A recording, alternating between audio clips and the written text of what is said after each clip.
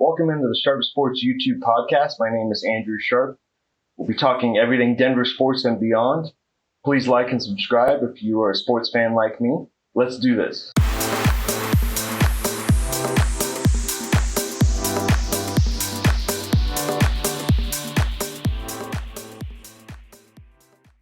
Welcome into the Sharp Sports YouTube podcast. My name is Andrew Sharp. The Denver Broncos play a wild game on Monday Night Football, the game that I was lucky enough to attend last Monday, and they win a critical AFC game in their playoff push in the 2024 NFL season. Broncos come away with the victory 41-32. I believe I saw on ESPN it's only the 8th or 9th time that a score has ended with that specific score, which is kind of unique. As I said on the previous pod, I would be in attendance for this game, and I had not been to a game in a very long time. I believe 2017, Broncos season finale against the Raiders, in which they won. But it was great to be back. Great to be back in Empower Field at Mile High. Hadn't been in quite a while. It was announced as a sellout, but there were a good 6,000-7,000 people who did not make the game on Monday, which is a shame because it ended up being one of the best Monday Night Football games of the year. Got a lot of national attention, as it should. It was a wild game. But you really started to feel what I would describe as the Mile High magic. I have been there for Bronco playoff games. I have been there previously on other Monday Night Football games where you just have a certain energy that Denver brings for their love of the Broncos. And frankly, I don't blame anyone for not showing up to root for this Bronco team. It's been a very long 8 years. And Denver fans are not suckers. They're not just going to show up because you're here. There are things to do here. There's mountains. There's the city. They understand sports. They're not just going to show up no matter what. So, and on paper, this was not a great matchup. It really wasn't. But it ended up being, there were a couple times in this, I really did not think they were going to pull out this victory. It was a wild game. We're going to talk about all of it because this is what they call in the industry, they call this a snowflake game. Meaning there are things that happened in this game that have literally never happened in an NFL game before. So it was great to be there. I was fortunate enough with a very generous gift from my parents to take a good friend of mine, Sarah, and her fiance, Andreas, two of my former coworkers from my time working restaurant, and their son to the game. It was his first Bronco game, and I heard from Mom yesterday that apparently now he is a Bronco fan, which she's kind of a Patriots fan. But anyway, so I guess I converted a new Bronco fan into Broncos country, which can't ask for much more than that. So let's get down to the craziness that was the Broncos' victory on Monday Night Football. As I walked to the stadium with my friends on Monday night, I told them Jameis is probably good for at least one pick six for a touchdown. And boy, I had that nailed. And it was all you could eat on Jameis Winston. We got to see exactly why he is a journeyman starter in this league and why he is a wild ride to watch. And it was incredible to watch live. He ended up with 2 pick sixes, 3 interceptions total, and 1 interception at the end was critical. He also passed for the all-time passing yard record against the Broncos. They have never given up this many yards in a game. And Winston, he finished 34-58. He threw 58 times in this game for 497 yards, 4 touchdowns, 3 interceptions, 3 sacks for 22 yards for a final rating of 88.1. So if you take away a few of the sacks, a few of the interceptions, Browns would have won this game. Straight up, they would have won this game. But he didn't. And before this game, and so many stats to unpack from this, NFL teams were 21, 172, and 2. So 21 wins, 172 losses, and 2 ties, including 5 wins, 41. So 5 and 41 in the last 10 years, when allowing at least 550 yards in total offense. The Broncos allowed this defense that I've been touting all year, has been ranked anywhere from the 5th best defense all the way up to number 2 in the league at certain points and certain metrics. Allowed 550 yards. It'll happen. It'll happen. I mean, and Jameis is capable of that. He's an immensely talented guy. He just also throws it a lot to the other team. And the only bright spot for the Broncos in this defense at all that night was they were able to hold Nick Chubb, an excellent running back on the Cleveland Browns, to 21 yards on 9 carries, and the entire Browns team to less than 100, to 77 yards, on 23 attempts with no touchdowns. So it was definitely a good job on the ground, but it felt like every time the Browns dropped back, they were getting just chunk yard after chunk yard after chunk yard. And there wasn't anything the Broncos could do about it. Another insane stat that came from this game. If you combine Jameis Winston's 171 yards of interception returns combined with his 497 passing yards. So if you combine the two numbers, Winston finished with 668 passing yards combined, which is the most by any quarterback in a single game in NFL history. So it was a complete track meet. And when I talked earlier just now about a snowflake game, this is what I'm talking about. So what I witnessed with my friends on Monday night has literally never happened in the history of the league. So very special to be there. Very happy to be there. We're going to keep going through because there's even more craziness from this game. And I just want to tell you about it because it really encapsulates a wild night for the Denver Broncos. As I tweeted during the game, I could not understand why Pat Surtain was not assigned to Jerry Jeudy the entire evening. I don't care I understand defensive coverages and defensive packages are complex. I'm not in the defensive meetings. I'm certainly not an NFL coordinator. But we found out real quick that the Broncos were playing a backup cornerback, Levi Wallace, who I didn't really know very well because, quite frankly, he hasn't played a lot, in the fact that Riley Moss has turned into a very, very good second corner on this roster. Riley Moss was out for the game. He was hurt. And it shows what happens with the lack of depth in this team. And the lack of depth also goes back to paying a quarterback $35 million this year not to be there. This is where it hurts. Because you don't have the depth. You don't have the backups. If somebody gets hurt, next guy up, yeah, we'll say that, but it can get pretty rough. And Jerry Jeudy, you knew, the part that just drove me nuts, you knew Jerry Jeudy was going to be back in town wanting to get revenge on his former team. And Jerry Jeudy, of course, in classic form, has never played. I mean, he had one game half as good as he was tonight. He'd still be on the Denver Broncos and they would have offered him a contract extension. But Jerry's an immature guy. He's all over the place. I've never questioned his talent. When I was in media school, and he was a rookie, I did a whole podcast about him, basically. His footwork's tremendous. He was a tremendous player at Alabama. He's an immensely talented guy. But he didn't produce like this when he was with the Denver Broncos. And there's a reason why he's not on this team. And you just knew he was itching to show off in front of his former team and all of the Bronco fans on Monday Night Football. And he did. He came out. He set the all-time record for yards against a former team. No team, they're all talking about revenge games. He is the all-time revenge game king now. He finished with 13 targets, 9 catches for 235 yards. And thank God, only 1 touchdown. He could have had a couple more.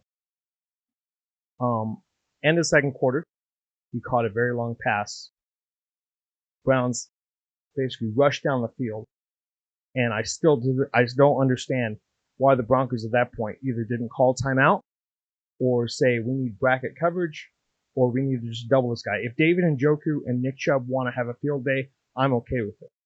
But this package they did on Jeudy was not working. And sure enough, they threw it right to him. He scored a touchdown. So he got the huge bomb. They go down. down the ball, clock it, run the play, and he gets the touchdown right before half to make things very. I mean, it was almost like the Broncos didn't know he was like, out for revenge. Um, I don't get it. So I need to read this tweet. And by the way, just an aside, the reason why I'm so high on Pat Surtain, not only is he a great player, he went to Alabama at the same time as Jerry Jeudy. He knows how Jerry plays. So he has insider knowledge. Use it. But the Broncos, I don't get it. Former pro and college teammates, Jerry Jeudy and Patrick Surtain lined up against each other on 34 of 57 routes. I don't know why it wasn't 55 out of 57. Because Pat Surtain doesn't come out of the game very much. He's a very, very good player and very in shape and durable. Surtain allowed 2 receptions for 20 yards, 3 targets, versus while Jeudy was playing all the other Broncos defenders, the rest of the team allowed 7 receptions for 215 yards on 10 targets. So, why? And we got a little bit of an explanation on Monday from Sean Payton, but during the game, it's like, hey guys, like, come on, we gotta do something different. But Broncos never adjusted, and luckily it didn't cost them. But my goodness, I mean, it can happen to the best units, but that was incredible to watch. And the only bright spot for this Bronco team tonight, on that night, was Nick Bonito. Nick Bonito officially only had 1 sack, but he had 1 very, very impressive pick 6. The second one that Jameis was through. And Bonito has been super good all year. He really has. He's coming into his own. He actually got interviewed on Sports Center afterwards, talking to Scott Van Pelt. Really feel like he represents the franchise well. And he's really having a great year. And he's kind of unique because he's sort of long and lanky where he can rush the passer, but he's also got pretty good hands. And his stats actually aren't always that impressive, but his stats are pretty good. Nick Bonito was a second-round pick by the Denver Broncos in 2022 at the University of Oklahoma. And he's really coming into his own in his 3rd year. He's got some pretty interesting stats from Pro Football Focus. He grades out very well under their metrics. Currently, he's ranked 31st out of all 199 edge players they rank. I would rank him a little higher, but we'll leave it at that with them. He has 11 sacks this year, 2nd for edge players. He's assisted in 8 sacks, which is 22nd. He has forced 1 fumble, which is harder to do than you think. And the other part I really like about him, total pressures, 43. So he's getting pressure on the quarterback, which ranks 16th in the entire NFL. And he's only getting better. The other part I love about it is that total snaps, the whole thing, whether it's run or pass, he's 27th in the league. So he's been on the field a lot. If you're even in the top 50 among defensive players on snaps, that means you're playing almost every down. You're playing a lot of downs. It means you're not a liability. You can rush the passer, or you can play the run, which is excellent. And he proved on Monday night that he also can take it to the house on a pick 6. So Nick Bonito, a really, really bright spot on an otherwise dismal night for the Broncos defense. It'll happen, as I said before. I'm not too worried about it. But Nick Bonito, definitely on the rise for the Denver Broncos in the 2024 NFL season. And for all the talking I've done about Jameis Winston, as he had the more historic performance on Monday Night Football, Bo Nix did not have the greatest outing. He was a little up and down. Cleveland's defense is not quite where it was last year when they were hovering in the top 2, but they're still formidable. Their statistics aren't as good because, quite frankly, in the beginning of the year, their offense was so putrid that they were on the field way too long.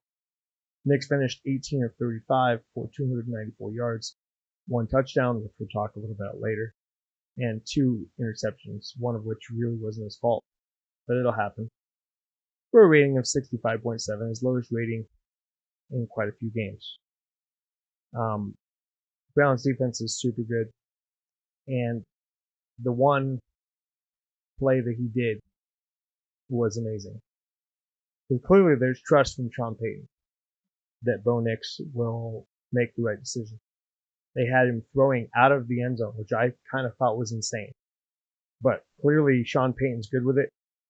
And the pass that he threw out of the end zone to Marvin Mims, I couldn't believe, watching it live, I didn't understand that Marvin had caught it because he literally threaded the pass over two Cleveland defenders and right to Marvin Mims. And if you get Marvin Mims in space, game over. No one's catching it. So it was also great to see Marvin Mims take a definite step in the right direction, getting more involved with the offense. But that pass was for a 93-yard touchdown pass, was the second longest touchdown by a rookie since the 1970 merger. Only Detroit Lions quarterback Charlie Batch had a longer pass at 98 yards. Cam Newton had a 91-yard pass his rookie year, and former Michigan quarterback Kerry Collins was fourth with an 89-yard touchdown pass in his rookie year from the University of Michigan. Funny that two of the record holders are Carolina Panthers, but that's sort of random. And he's not afraid, Bo Nix is not afraid to pass the ball downfield, be aggressive, and make throws. None of this dink and dunk stuff. Sometimes you have to dink and dunk, but they are throwing it down the field. They're running the Sean Payton playbook. I don't think there's a lot in the Sean Payton playbook now that is not getting called. There might be a few wrinkles here and there. I'm sure they're adding and subtracting a few plays based on personnel, based on coverage, based on matchup. But it sure seems to me like the whole playbook is open.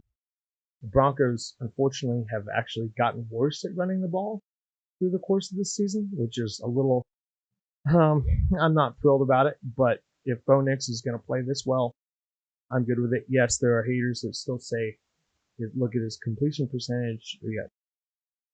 When he's making big time throws, there are some gimmies that I would love to have back. I'm sure he would love to have back.